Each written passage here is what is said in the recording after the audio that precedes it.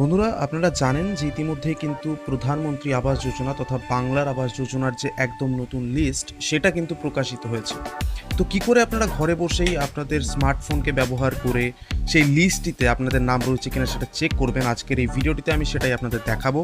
তো সবার প্রথমে আপনাদেরকে যেটা করতে হবে, আপনারা সিম্পলি চলে যাবেন প্লে স্টোরে এবং প্লে স্টোরে গিয়ে আপনারা চলে যাবেন সার্চে এবং এখানে গিয়ে আপনারা সার্চ করবেন পিএম আবাস যোজনা। দেখুন সবার প্রথমে চলে এসছে পিএম আবাস যোজনা অ্যাপ। তো এটার মধ্যে আপনারা ক্লিক করবেন এবং এটাতে ক্লিক করার সঙ্গে সঙ্গে এটা একটু লোডিং হবে এবং লোডিং হয়ে এখানে দেখুন আপনারা দেখতে পাচ্ছেন ঘরো কি নেই সূচি 2025-26, এই যে এই অ্যাপটি রয়েছে এটা আপনাদেরকে আমি দেখাবো।